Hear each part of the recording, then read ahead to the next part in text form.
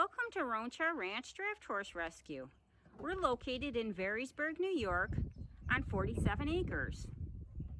We have 4 pastures that total 8 acres. Let's go meet our residents. Apollo came to the rescue in July of 2022, severely emaciated,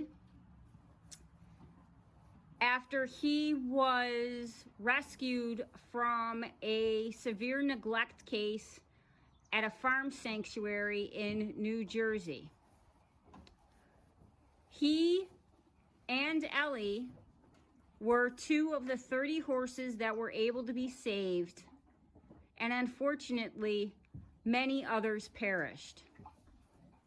In addition to Apollo being emaciated, he was neglected in the area of pain management since he has severe lower ring bone, has bone density loss, and at one point in his life broke his leg.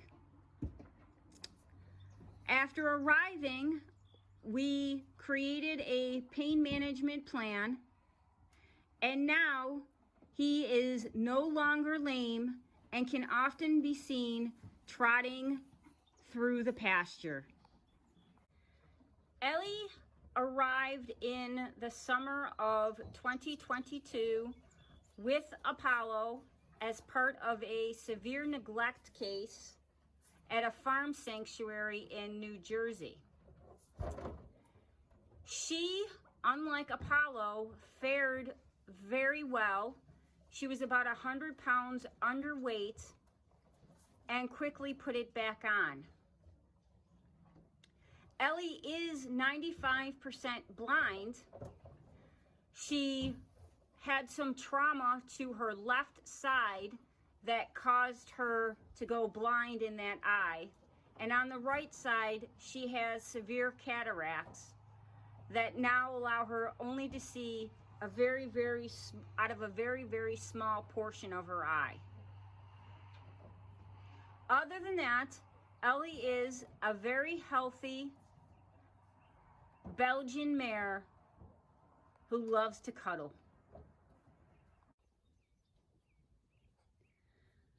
Louie arrived at the rescue in 2020 as an owner surrender.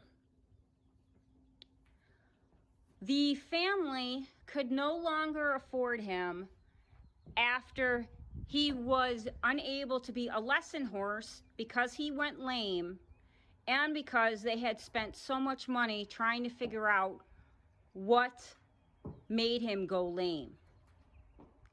While here, he was diagnosed with EPM, which is a neurological condition that breaks the communication between the brain and the spine. While today he is much better, and many times you can see him roaming the pastures, he is a companion horse. He is no longer able to be ridden, but he is very trick trainable. Abe is the first horse that Roanchar Ranch Draft Horse Rescue rescued. He was rescued from a livestock auction in 2013, and he has been adopted out twice. Our policy is, however, that if an adopter is not able to keep the horse for whatever reason, that he needs to be returned to the facility. That has recently happened with Abe, where he was returned to the facility after being adopted. Abe returned to the facility with chronic Lyme disease, and one of the effects of that is that he is very stiff. From this point forward, he will only be a companion horse. Our barn consists of an open floor plan. Due to the fact that many of the horses that we receive have emotional issues, The open floor plan allows them the opportunity to decide if they want to be inside or outside and reduces their stress. Both sides consist of two 12 by 12 areas that can be made into stalls if needed for medical reasons. This side includes a lean-to that is 36 feet long and 18 feet wide. On the end, windows can be installed in the wintertime so to prevent snow and wind from coming. However, in the summer, the windows are taken off so that there is a nice breeze and there's good ventilation. This is the other side of the barn. It is an exact replica of the first side that was shown, except there is no lean-to. Both sides have water and a salt block.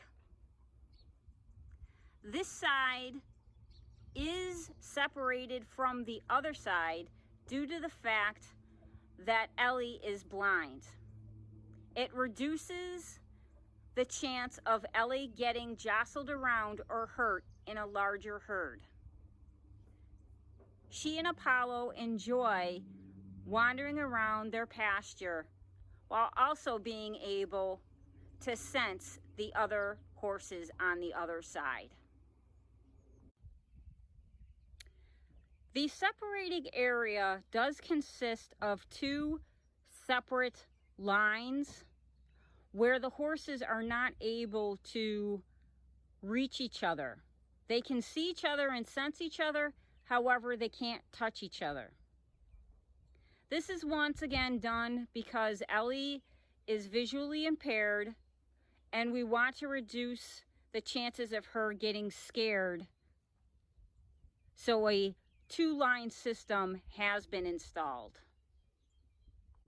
This is the front pasture that is by the barn.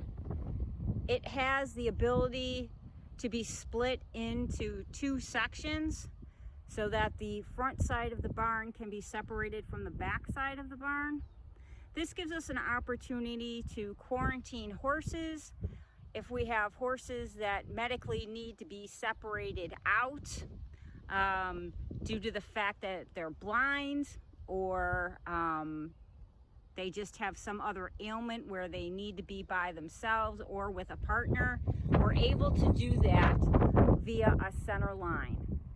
This is the fencing for the front pasture. It has high tensile covered with vinyl plastic. That section is not electrified. And then we have two lines of woven wire that is electrified. This fencing was specifically put in for visually impaired horses so that if they were to run into the top section, they would not be electrified. Yet if they pushed that boundary, they then would get a shock when they went and touched the woven line. Our other fencing in the other pastures is only woven wire. This is our second pasture and one of our larger pastures.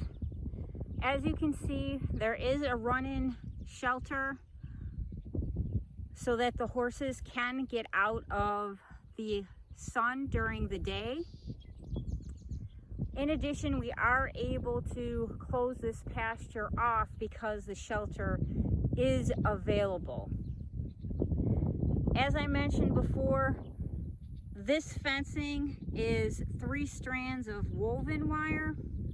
The top and the bottom are hot, with the middle not being so. This is our third pasture. This is our smallest pasture. It's more of a transitional pasture, meaning that in the spring, this is the first pasture that they're allowed to go out on. we construct a laneway from the first pasture through the second pasture to this pasture, so that they can have small amounts of grass and we can pull them off easily. Also, we open it back up in the later part of the summer so that they have access to some more grass. The other reason that we only allow them on here for short periods of time, you can see that this pasture does not have a run-in shed or any kind of shelter. So they are never closed off in this pasture. They always have access to other pastures so that they can get back to the barn or to the second pasture where there is another shelter for them. This is our fourth pasture. It's one of our larger pastures. It also has the woven wire and not high tensile. The horses have shade underneath the trees and access to run around, and they really enjoy this pasture. This pasture is always opened up later in the summer due to the fact that it can get kind of wet depending on the kind of spring that we've had. So we hold off on opening this up so that they don't run the risk of getting injured with the wetness. The fourth pasture is attached to the second and third pasture by laneways. It's a gate system where we have gates at both ends for the fourth pasture and for the adjoining pasture. They then have access to go back to the barn if they want to, or go back to shelter. This one is to the second pasture. This is the laneway to the third pasture. Same as the other laneway, there's gates at both ends so that they don't get trapped in there, and it's easy access, and it has worked out to be a very good system. To the left is also property that we have access to. It is owned by myself, and we have the opportunity to expand and create more pastures when it is deemed necessary. We believe in controlled growth here at the rescue. So right now these 4 pastures serve the horses very well. If we increase in numbers of horses, then we will also increase the number of pastures that we have to help support them. This is our hay loft. During the summer, they have access to the pastures, so we do not feed out the hay. So from about June until October, they're out on pasture, and then October to June, obviously, we feed out the hay. This is our feed and storage area. The feed bags are kept on a metal rack to keep them off the ground and dry. Once the bags are open, they're placed into the garbage cans. So once again, they are kept dry. This area is close enough to hot water, so when we have horses that need their feed made into a mash, we have easy access. Each day, the feed buckets are cleaned to maintain the horse's health. This is our training area where we assess the horse's temperament and work on ground manners, riding, and driving. It is quite a large area that we're also able to do clinics in and have demonstrations.